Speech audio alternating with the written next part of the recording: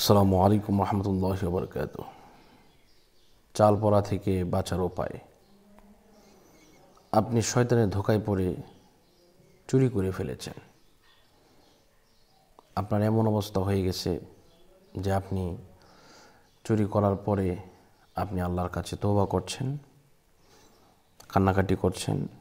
চাল পড়ার জন্য আপনি অনুতপ্ত, যে কারণ চাল পড়া খাওয়ালে আপনি 100% ধরা পড়ে যাবেন। চাল পড়া এমন একটা জিনিস, এটা যদি আপনাকে খাওয়ায়, প্রথমে আপনার যে সিমটমটা হতে পারে, আপনার জিহ্বা উল্টে যেতে পারে। 2 নম্বর হচ্ছে আপনার গলা দিয়ে রক্ত বের হতে পারে। 3 নম্বর হচ্ছে আপনার আপনি যে চালটা চাবাবেন এটা শক্ত থাকবে। তো এই 3টি লক্ষণ পাওয়া যায়। তবে হ্যাঁ, আপনি এই 3টি লক্ষণের পরেও আপনি যে কাজটা করবেন, এরপরে আরও বিভিন্ন পড়া আছে, পানি পড়া, তেল পড়া, রুটি পড়া, সরিষা পড়া, এমন ধরনের আয়না পড়া, নাম তোলা, এই সমস্ত বিষয়ও আছে। তদবিরের আপনার সিমটমটা কিন্তু ভিন্ন ভিন্ন। অনেকেই চাল দিয়ে পড়া দেয়, অনেকে সরিষা দিয়ে পড়া দেয়, কিন্তু মন্ত্র একটাই। এখন বিষয়টা হচ্ছে এই সমস্ত বিষয় থেকে আপনি বাঁচবেন কীভাবে, এটা হচ্ছে বড় বিষয়। আপনাকে বাঁচতে হলে প্রথমে যে কাজটা করতে হবে, তওবা করতে হবে।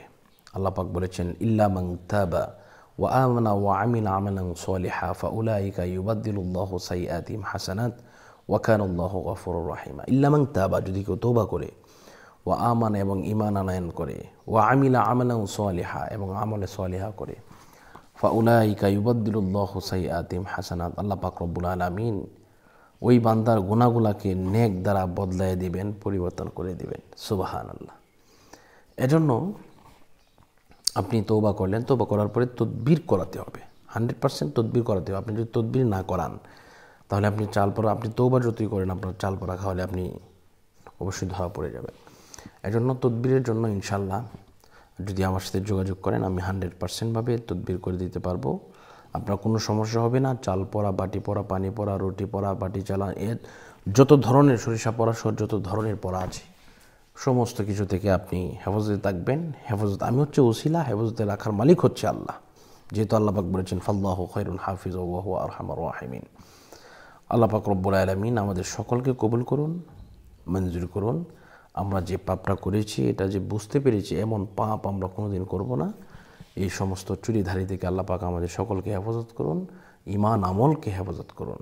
সকলের সুস্বাস্থ্য এবং দীর্ঘায়ু কামনা করে আজকের মতো এই পর্যন্ত বিদায় নিচ্ছি।